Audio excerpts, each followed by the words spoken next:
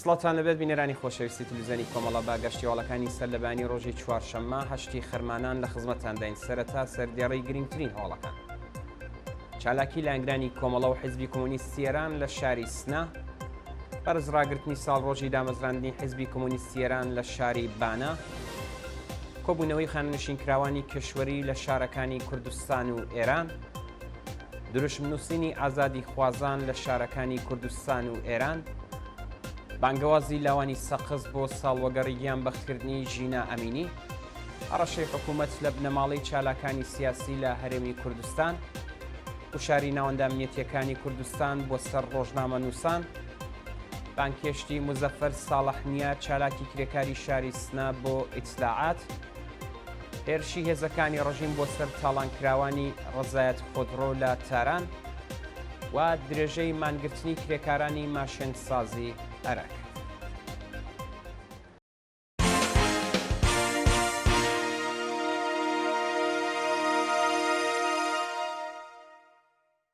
درێژەی هەواڵەکان چالاکی لایەنگرانی کۆمەڵە و حیزبی کۆمونیستی ئێران لە شاری سنا.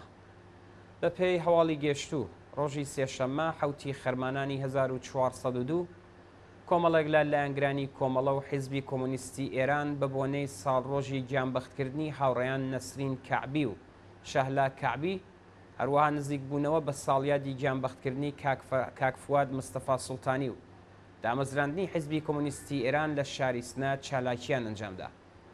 بەشداربووانی ئەو چالاکیە بە کۆبوونەوە لەسەر مەزاری هاوڕێیان نەسرین و شەهلا کەعبی لەگەڵ بڵاوکردنی سرودی شۆڕشگێرانە، گوڵی سووریان لەسەر گۆڕەکانیان دانا و بەڵێنیاندا درێژەدەری ڕێگای پرشانازیان بن. جێگەی ئاماژەیە کە شەهلا و نەسرین کەعبی دوو خوشکی پەرستاری خەڵکی سەقز بوون کە لە سەردەمی هێرشی کۆماری ئیسلامی بۆ سەر کوردستان برینی قوربانیانیان ساڕێژ دەکرد. ڕۆژی حوتی خەرمانانی ساڵی 1359 هەتاوی ئەو دوو خوشکە هاوڕێ لەگەڵ 34 بەنجکراوی دیکە بە فەرمانی خەڵخاڵی و بە بیانووی تیمارکردنی برینداران ئێعدام کرا. بەرزڕاگرتنی ساڵڕۆژی دامەزراندنی حیزبی کۆمونیستی ئێران لە شاری بانە. بەپێی هەواڵی گەشتووە ڕۆژی سێشەممە حوتی خەرمانان کۆمەڵێک لە لایەنگرانی کۆمەڵە و حیزبی کۆمونیستی ئێران بە بۆنەی هاتنی 11 خەرمانان ڕۆژی دامەزراندنی حیزبی کۆمونیستی ئێران لە دەوروبەری شاری بانە مەراسمێکیان بەڕێوە برد. مەراسمەکە بە خوێندنی سرودی ئەنتەرناسیۆناڵ، سرودی پاڵپشتی چینی کرێکار و ڕاگررتنی یەک خولەک بێدەنگی بۆ ڕێزگرتن لە یادی تەواوی گیانبەختکردوانی ڕێگەی ئازادی و بەرابەری دەستی پێکرد. بەشداربووانی ئەو ڕێڕەسمە ڕێزیانگر لە یاد و فیداکاری هاوڕێیان فواد مستەفا سوڵتانی، سدیق کەمانگەر و غوڵام کەشاوەرز کە لە مانگی خەرماناندا گیانیان بەخت کردووە و بەڵێنیاندا درێژەدەری ڕێگای پرشانازیان بن. لە کۆتایی مەراسمەکەدا ژمارەیەک لە ئامادەبووان سەبارەت بە زەرورەتی دامەزراندنی حیزبی کۆمونیستی ئێران گفتوگۆیان کرد و پەیمانیان لەگەڵ ئاواتی گیانبەختکردوانی ڕێگەی ئازادی و بەرابەریدا نوێکردەوە. کۆبوونەوەی خانەنشینکراوانی کشوەری لە شارەکانی کوردستان و ئێران ڕۆژی سێشەممە حوتی خەرمانانی 1402 خانەنشینکراوانی کشوەری لە شارەکانی کوردستان و ئێران دژ بە دۆخی خراپی مەعیشەت کۆبوونەوە. بەپێی راپۆرتەکان خانەنشینکراوانی کشوەری لە شارەکانی سنا، کرماشان، ورمێ، ئیلام، خوڕەمابات، بروجێرد، پۆلدوختەر، ئەحواز، ئیسفەهان، تاران، کەرەج، کوهدەشت، عێراق و چەند شاری دیکەی ئێران دژ بە خراپی دۆخی ژیان و مەعیشەت کۆبوونەوە. خانەنشینکراوان خوازیاری چوونە سەرەوەی حەقدەست و مەزایە بەپێی هێڵی هەژاری بەکردەوە دەرهاتنی گەڵاڵەی هاوسانسازی و دابینکردنی بیمەی دەرمانی بوو. دروشمنووسینی ئازادی خوازان لە شارەکانی کوردستان و ئێران. بەپێی هەواڵی گەشتوو لاوانی شۆڕشگێر لە شارەکانی کوردستان و ئێران لەگەڵ نزیک بوونەوە بە ساڵڕۆژی شۆڕشی ژینە چالاکیەکانیان بەرفراوان کردووە و بە نووسینی دروشم و بڵاوکردنی تراکت خوازیاری بەشداری بەرینی خەڵک لە ناڕزایەتیەکانی 25 خەرمانان بوون. بەپێی ئەو وێنە و ڤیددیوانەی بەدەستمان گەشتووە کچان و کوڕانی ئازادی خواز و بەرابەری تەڵەب لە شارەکانی مەریوان، سنا، تاران و کەرەج دیواری شارەکان بە دروشمەکانی ژن، ژیان، ئازادی و مەرگ بۆ خامنەیی دەنەخشێنن. هەروە ئازادی خوازانی تاران و کەرەر سەدان تراکتیان بە دروشمەکانی قەسەم بە خوێنی یاران وێستاوین تاپایان فەقر فەساد گرانی دەڕۆین تا سەرنەگونی دەیان ساڵ جنایەت مەرگ بۆ وەلایەتیان بڵاو کردەوە. بانگەوازی لاوانی سەقز بۆ ساڵوەگەڕی یانبەختکردنی ژینە ئامینی.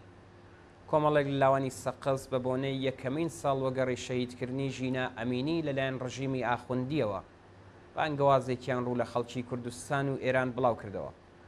لە بانگەوازی لاوانی شۆڕشتیێڕی سەقزدا پاش ئاماژە بە چۆنیەتی گیانبەختکردنی ژینە ئەمینی لەلایەن ڕژیم و خۆشانی خەڵکی کوردستان و ئێران دژ بە حکوومەت باسێک لەسەر کارنامەی ڕەشی 44 ساڵەی دەسەڵاتی کۆماری ئیسلامی و هەروەها سیاسەتی کورد و هێزە سیاسیەکانی کوردستان بە نسبەت ئەو ڕژیمە کرا. لاوانی ئازادی خوازی سەقز داوایان لە خەڵکی کوردستان و ئێران کرد خۆش و تێکۆشانیان لە ساڵگەردی شۆڕشی ژینە دووبارە بکەنەوە. لەو بانگەوازەدا هاتووە ساڵی ڕابردوو ڕژیم بەڕشتنی خوێنی 50 کەسی مەدەنی کەمەندامکردنی 10,000 کەس گرتن و ئەشکەنجەی 10,000 کەسی دیکە لە لاوانی ئەم وڵاتە نەیتوانیوە دەنگی ئازادی خوازی و مافوازی خەڵکی کوردستان و ئێران کپ بکات.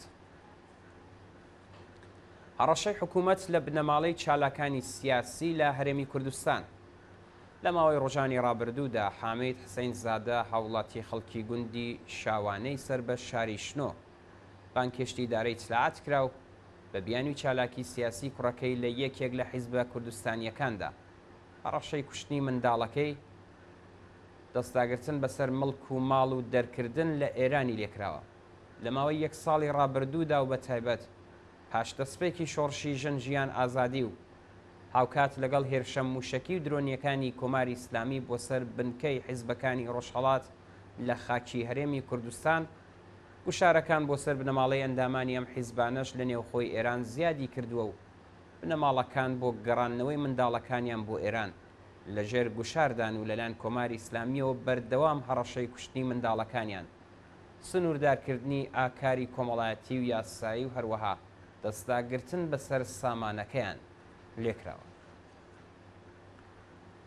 گوشاری ناوەندە ئەمنیەتیەکانی کوردستان بۆ سەر ڕۆژنامەنووسان لە ڕۆژانی ڕابردوودا فستیواڵی ڕۆژنامەوانی لەلایەن ئیدارەی ئێرشادی ئیسلامی سنەوە بەڕێوە چوو، بەڵام ڕۆژنامەنووسانی سربەخۆ ئەو فستیواڵەیان بایکۆت کرد و کەوتنە بەر هەڕەشەی ناوەندە ئەمنیەتیەکان.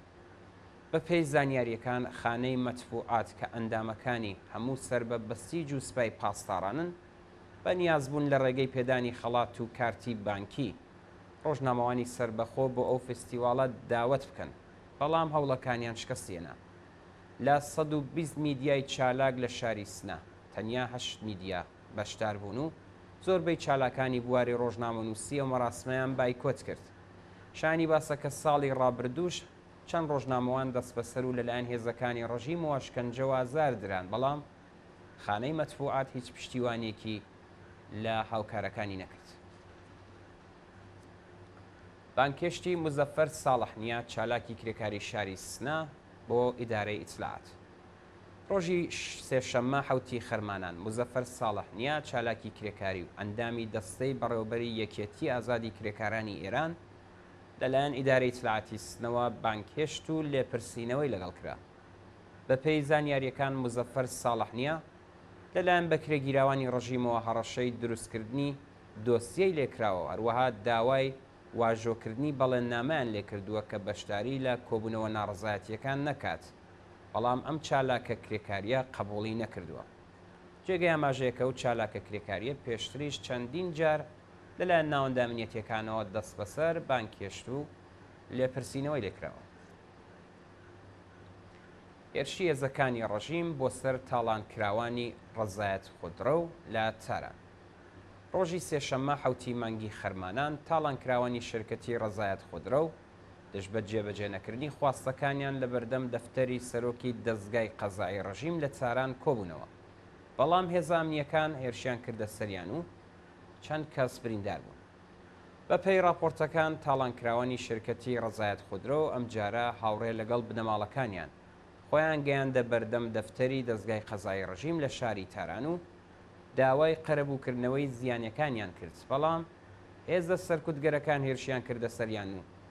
چەند کەس لەوانە چەند منداڵ بریندار بوون. جێگەی ئاماژەیەکە محەممەد ڕەزا غەفاری ئەندامی سپای پاسداران و سەرۆکی شرکەتی ڕزایەت خودرۆ پارەی لە 38,000 کەس وەرگرتووە، بەڵام نەک ئۆتۆمۆبیلی ڕادەستیان نەکردووە، بەڵکو پارەکەیانی تاڵان کردووە و ئێستا وەڵام دەرەوەی هیچ لایەنێک نییە. درێژەی مانگرتنی کرێکارانی ماشین سازی عێراق. ڕۆژی سێشەممە حوتی خرمانان کرێکارانی کارخانەی ماشین سازی عێراق بۆ چەندمین ڕۆژی بەردەوام دژ بە دۆخی خراپی پیشەیی درێژەیان بە مانگرتن و کۆبوونەوەدا. کرێکارانی کارخانەی ماشین سازی عێراق ماوەی 1 مانگە دەستیان لە کار کێشایەوە و بەردەوام لە ناوەندی کارخانە کۆبوونەوەی ناڕزایەتی بەڕێوە بن. کرێکاران خوازیاری پێدانی هەقدەستە دواخراوەکانیان، بردنە سەرەوەی ئاستی هەقدەست و مەزایە، دابینکردنی بیمە و ئەمنیەتی پیشەیی، گەشە پێدانی شرکەت و چوونە سەرەوەی ڕێژەی وە بەرهێنان بوون. لەسەر کاردەرکردنی ئەندامانی بنەماڵەی هەمیشە زیندوو جەواد حەیدەری. لا سەروبەندی شۆڕشی ژینە ناوەندە ئەمنیەتیەکانی ڕژیم گوشارەکانیان بۆ سەر بنەماڵەی دادخوازان زیاد کردووە و لە ڕۆژانی ڕابردوودا خوشک و برای هەمیشە زیندوو جەواد حەیدەریان لەسەر کارەکانیان دوور خستۆتەوە. فاتمە حەیدەری خوشکی گیانبەخت کرد و جەواد حەیدەری لە هەژماری تایبەتی خۆی لە تۆڕی کۆمەڵایەتی ئینستاگرام دەقێکی بڵاو کردەوە و نووسی محەممەدی برام دوای چلەی جەواد دەست بەسەر و لەسەر کارەکەی دەرکرا. پاشان کوڕە 2 ساڵانەکەی بە ناوی دێلوان بە بارمتە گیرە. ئێستاش فەرانەک کەریمی هاوسەری لە کارەکەی دوور خراوەتەوە پێیان وتووە بۆچی جەواد بەشداری ناڕزایەتیەکانی کردووە. ناوبراو لە وەڵامی بە کرێگیراوانی ڕژیم وتوێتی ئێوە براکەمتان کوشتووە و ئێستا لە نزیکی ساڵگەردیدا گوشارمان بۆ دێنن تا بێدەنگمان بکەن، بەڵام ناتوانن. دەست بەسەرکردنی 2 چالاکی سنفی و مەدەنی لە بابل و ئەردەبیل. ڕۆژی سێشەممە حوتی خەرمانانی 1402 چالاکێکی سنفی فەرەنگیانی ئەردەبیل بە ناوی غوڵام ڕەزا ئەسخەری لەلایەن ئیدارەی چلاعاتەوە دەست بەسەر کرا. هەروەها فەرهاد زارع برای هەمیشە زیندوو میلاد زارع لە شاری بابل لەلایەن هێزەکانی حکوومەتەوە ڕفێنرا. بە پێی راپۆرتەکان هێزەکانی ڕژیم لە شاری ئەردەبیل هێرشیان کردوتە سەر ماڵی غوڵام ڕەزا ئەسخەری و وێڕای پشکنینی ماڵەکەی ناوبراویان دەست بەسەر کردووە. ئەو چالاکە سنفیان معلمی خانەنشینکرا و لە جانبازانی سەردەمی شەڕی ئێران و عێراقە و سێشەممەی هەر هەفتە لە کۆبوونەوەی خانەنشینکراوان بەشداری ئەکات. لەلایەکی دیکەوە فەرهاد زارع یەکێک لە بنەماڵەی دادخوازانی شاری بابل و برای میلاد زارع یەکێک لە قوربانیانی بزوتنەوەی ژن ژیان ئازادی لەلایەن هێزەکانی حکوومەتەوە بەبێ بەڵگەی قەزایی دەست بەسەر کرا. میلاد زارع 29 خەرمانانی 1401 بە تەقەی ڕاستەوخۆی هێزە سەرکوتگەرەکانی ڕژیم گیانی بەخت کرد. بەڵێ بینەرانی ئازیز گەشتیۆڵەکانی سەر لەبیانیتان پێشکەشکرا، لەگەڵمان بن بۆ بینینی درێژەی بەرنامەکانی تەلەڤیزیۆنی کۆمەڵ.